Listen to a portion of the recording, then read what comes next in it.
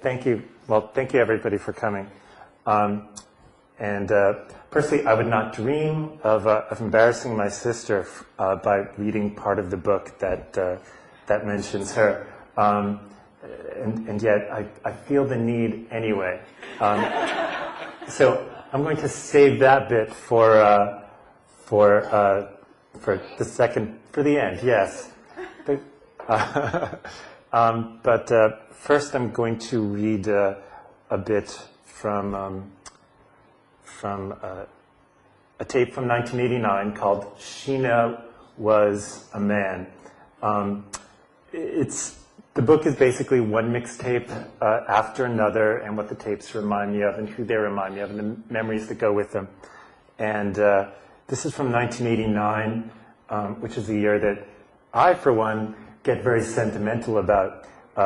Even though, really, objectively, there isn't a lot about 1989 that I think people miss. But if you were listening to the radio at that time, the phrase "Sheena is a man" is going to be resonant to you because it's from Funky Cold Medina by Tone Loc, a song of one man in his search for love. And through the medium of the Funky Cold Medina, the sipping of which works as a sort of love potion upon Sheena, who drinks the Medina, and is revealed at the heartbreaking climax of the song that Sheena was a man.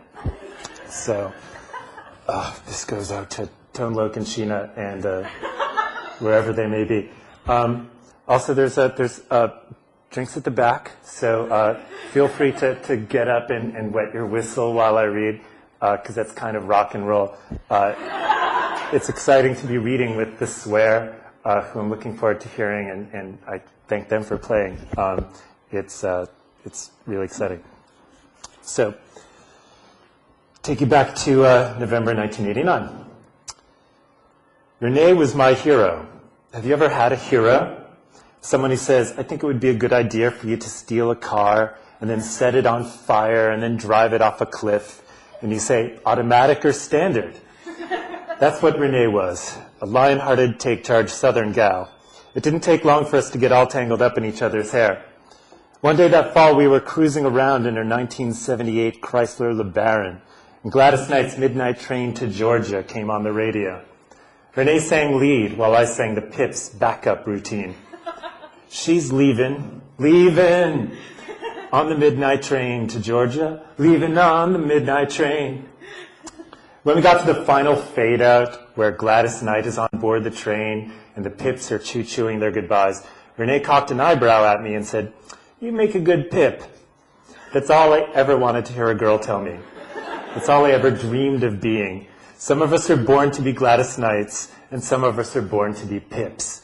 And I marveled unto my Pip soul how lucky I was to get to choo-choo and woo-woo behind a real Gladys kind of girl.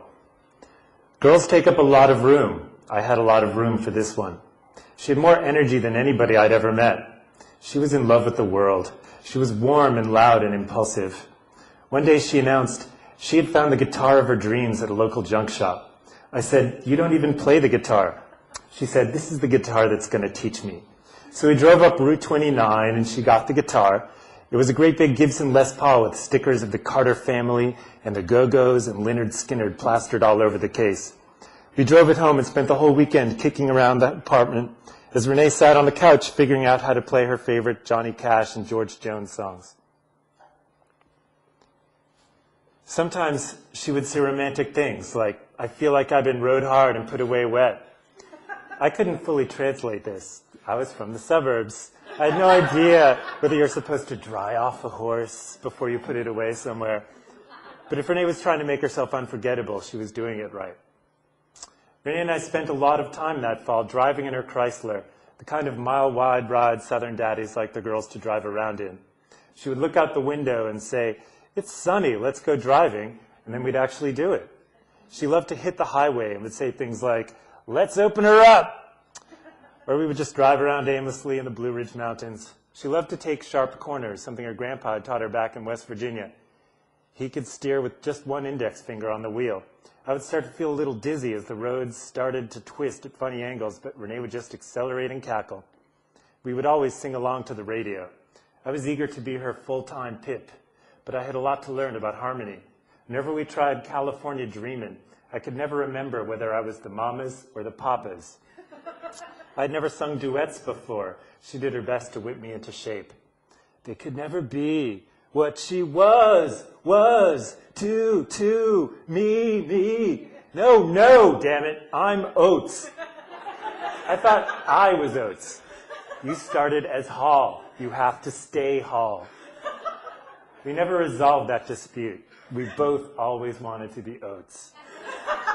Believe me, you don't want to hear the fights we had over England Dan and John Ford Coley. Have you ever been in a car with a Southern girl blasting through South Carolina when Lynyrd Skynyrd's Call Me the Breeze comes on the radio? Sunday afternoon, sun out, windows down, nowhere to hurry back to? I never had. I was 23. Renee turned up the radio and began screaming along. Renee was driving. She always preferred driving, since she said I drove like an old Irish lady. I thought to myself, well, I've wasted my whole life up to this moment. Any other car I've ever been in was just to get me here. Any road I've ever been on was just to get me here. Any other passenger seat I've ever sat on, I was just riding here. I barely recognized this girl sitting next to me, screaming along to the piano solo. I thought, there is nowhere else in the universe I would rather be at this moment. I could count the places I would not rather be. I've always wanted to see New Zealand, but I'd rather be here. The majestic ruins of Machu Picchu, I'd rather be here. A hillside in Cuenca, Spain, sipping coffee and watching leaves fall, not even close. There is nowhere else I could imagine wanting to be right now, besides here in this car with this girl on this road, listening to this Lynyrd Skynyrd song. If she breaks my heart, no matter what hell she puts me through, I can say it was worth it, just because of right now. Out the window is a blur, and all I can really hear is this girl's hair flapping in the wind. And maybe if we drive fast enough, the universe will lose track of us and forget to stick us somewhere else. The other part I want to read is going back a little earlier, going back to the 1970s. Yes, because I started out in the 1970s, like a lot of us, and like a lot of us, I'm still kind of there. But this is a tape. It's the earliest tape in the book. It's from 1979, when I was in 8th grade. And it's a tape that I made for the 8th grade dance. Because I ran for student council for no other reason than the student council, my job was going to be to make the tapes for the school dance. And that was really the only part of the school dance I had any raging interest in. And it's the kind of thing where the more you want the job, the less qualified you are for it, since I kind of had no idea what really was what was appropriate to dance to. I was really just interested in the music manipulation aspects of it. So we go back to 1979. If you can project yourself that far into the past, I can. And this tape is called Roller Boogie. Like a lot of stories, this one begins, I was too young to know better. Like a lot of stories that begin, I was too young to know better, this one involves Cheap Trick. I'm a man of few regrets. Of course, I regret paying money to see Soul Plane. And I regret taking a bus trip through scenic Pennsylvania Dutch country once, when I could have stayed home and watched MTV's David Lee Roth Weekend. There'll be plenty of other David Lee Roth weekends, I told myself. What was I thinking? But most of all, I regret turning 13 and staying that way for the next 10 years or so. Every time I dig up one of the tapes from my adolescence, it's like making the Stations of the Cross, reliving one excruciatingly bad move after another. Roller Boogie is a relic from, when else, the 70s. This is a tape I made for the 8th grade dance. The tape still plays, even if the cogs are a little creaky and the sound quality is dismal. It's a 90-minute TDK compact cassette, and like everything else made in the 70s, it's beige. It takes me back to the fall of '79, when I was a shy, spastic, corduroy-clad Catholic kid from the suburbs of Boston, grief-stricken over the '78 Red Sox.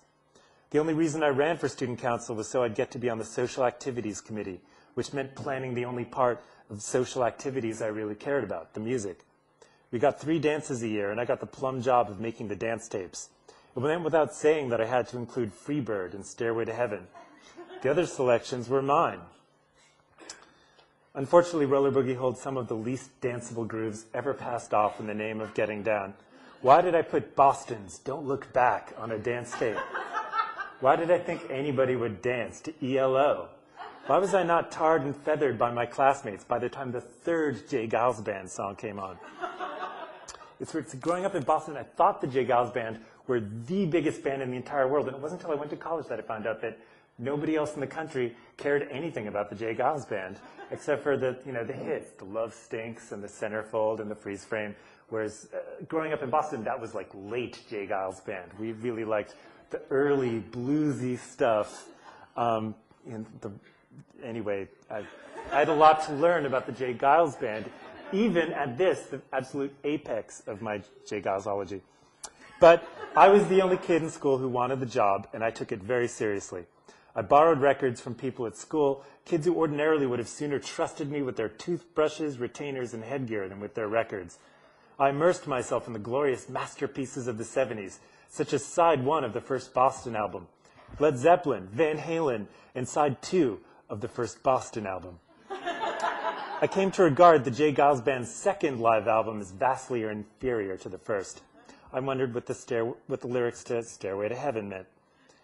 I had never made out, smoked, drank, broken a law, set fire to a car, vandalized a cemetery, or worn socks that matched.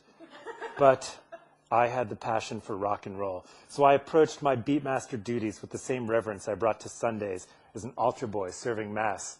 I approached my stereo sanctuary and genuflected. I lifted each vinyl wafer to the heavens. I unveiled the cassette ostentorium. Take this, all of you, and rock. This is the blood of the new and everlasting covenant. It will be shed for you and for all who rock, so that rock may be worshipped and glorified. Rock, I am not worthy to receive you, but only say the word and I shall be healed. Nobody cares about the music at these things, my dad told me. They go to meet girls. I chuckled. Oh, Dad, you are so out of it. I listened to rock station WCOZ in 8th grade and slept under a WCOZ poster that depicted a giant space robot who used a lightsaber to slash 94.5 FM into the very fabric of the galaxy. I had rock and roll parents who played the famous Jim Sands oldies show on WBZ all the time. They used to slow dance in the kitchen to songs like In the Still of the Night. They watched Happy Days with us and explained that the Fonz was really not so cool because he liked Frankie Avalon. They took me to see Grease in the theater when it first came out, and Frankie Avalon was actually in the movie, and they laughed, and they explained that none of the pink ladies would have been caught dead listening to Frankie Avalon, and that this was a real glitch in the movie. Anyway, I was the only 7th grader in my town who knew or cared. Even our babysitter Regina, a crazy old Irish lady from Dorchester, used to chain smoke in the kitchen and sing along with Dionne Warwick at the top of her tarry lungs when she wasn't offering my sisters dating advice, such as never give him anything for free. Every single season on American Idol, somebody sings, I know I'll never love this way again. And my sister Caroline and I talk on the phone about how that was Regina's tune. That was her jam, so that song always reminds us of her. I had 3 little sisters, Anne, Tracy, and Caroline. We were all devoted to our radios. We bought our first record together, chipping in $2 apiece and ordering the best of the Monkees off of TV. I adored the Monkees, but I was terrified of Mickey Dolenz. For some reason, I got the notion in my head that Mickey Dolenz was what happened to you if you smoked pot. You made screwy faces, and you talked a little too loud, and you bugged everybody. I was convinced Mickey got this way from drugs, which also explained his dashiki. He was obviously a nice Irish boy gone wrong. I suspect that over the course of my life, my chemical experimentation has been severely curtailed by the specter of Mickey Dolenz. Anne and Tracy were on the basketball team, so they learned cool dances to go with disco tunes like It's Raining Men and We Are Family. They had one particularly good one. Maybe we can get Tracy after a glass of wine to do it for you. To You Should Hear How She Talks About You. And people don't remember that song so much, but It had this middle section that went talk, talk, talk, talk, and we'll get Tracy to do it afterwards. I loved those disco hits, but I knew enough to keep this a secret in front of other guys. My sisters were also into Rick Springfield. Every day after school, I'd watch General Hospital with them to see if Rick was finally going to make some sharing the night together magic with Bobby Spencer. One night, Mom and Dad took Tracy and her friends to see Rick Springfield at the Providence Civic Center. On the way out of the parking lot, they got behind a bus that everybody agreed had to be Rick Springfield's tour bus. My dad tailed the bus all the way up I-95 to Boston, with 4 girls screaming in the back seat. They lost him on the Southeast Expressway right near the Chinatown exit. But Dad drove around to all the downtown hotels so the girls could barge into the lobbies and ask for Mr. Springfield. To this day, Tracy's computer password is MUS134, Rick's license plate. Actually, I hope it's not a computer password anymore because I've completely blown her security, sorry. I always envied my friends who had older siblings who could guide them through the teenage wasteland. They got a head start. My next-door neighbor, Jeff, had an older brother, Barry, and an older sister, Susan. I would sit in the tree in our front yard and breathe in their aura. Every weekend, Barry wore a T-shirt with the cover of Boston's first album with the spaceship that was also a guitar. And he washed his Trans Am in the driveway while cranking Peace of Mind. He had a basement room with black light bulbs, guitars, and a piranha. Some afternoons, he'd let us watch the piranha eat goldfish. He also had a girlfriend named Nancy who he wouldn't let us watch at all. Susan was a real 70s girl, blonde feathered hair and all one braid dangling down the side of her face. That's a hairstyle I always think should come back. Just one braid, and it's just down here. Mindy, there was 2 seasons on Mork and Mindy, the second and third, when Pam Dauber was always rocking the one braid down the side of the face. I always wait for that to come back. It never does. Everything else about the 70s comes back. The Mindy do has yet to come back. But I keep hope alive. Susan's CB radio handle was Whammer Jammer, after a Jay Giles Band song. Once I was in the tree while she was on the porch with a boy. I was hoping she didn't see me, but she came over to talk. She said, "You won't tell my mom I was smoking, will you?" I said, "Of course not." She kissed me on the cheek and said, "You're a doll." She was more than a woman to me. Every day, Susan came home after school and followed the same ritual. She opened her bedroom window and played one or both of her favorite albums. Fleetwood Mac's Rumors, side 1 only, and Boz Scaggs' Silk Degrees, side 1 only. Sometimes she would just play her favorite songs. She would play Boz Scaggs' Georgia for hours, lifting the needle over and over. If Susan wasn't in the mood for Georgia, she would play the second half of Fleetwood Mac's The Chain, starting with the bass solo, then going into the chain chant. I would sit in my tree, gazing up at Susan's window and trying to imagine her intense communion with the music and what it must feel like inside her soul at such moments. The night of the dance, the whole class gathered in Strauss Hall. The girls looked very cool over in their side of the room, a swirl of velour and Love's Baby sauce. The boys did not look so cool. Every time a rocking song came on, the girls would sit down. It was enough to make you doubt their commitment to rockness. When the boys busted out their air guitar, the girls parked the Calvin Klein labels on their jeans firmly on the bench. In fact, the harder the boys rocked, the farther away the girls drifted. That night, I learned the hard way. If the girls keep dancing, everybody's happy. If the girls don't dance, nobody's happy. The girls got hot for pop music and Heart of Glass and Bad Girls.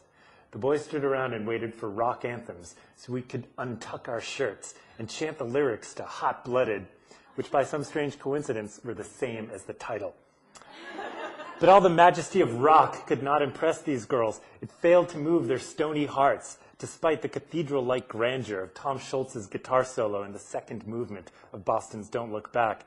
Asking a girl to dance was scary enough when the song was a girl-pleaser. But when the song involved acoustic guitars and elaborate metaphors about bustles and hedgerows, out of the question. Girls did not care whether a dance tape had the live version of Carry On Wayward Son or the studio version. In fact, they did not want to hear Carry On Wayward Son at all. What was wrong with these people? It was a painful night, but I got the message. Let the dancing girls dance. That's the one ironclad rule of pop music, whether in New York, London, Paris, or Munich. And I'm just lucky I learned it so early. I had always been taught to fear disco and to fear the disco inside me. But by the second verse of Bad Girls, It was obvious everything I knew was wrong. Toot toot, beep beep was meaningful on a much deeper level than I could have fathomed. Thank you very much for coming. The swear will be playing. Thank you so much. Yay!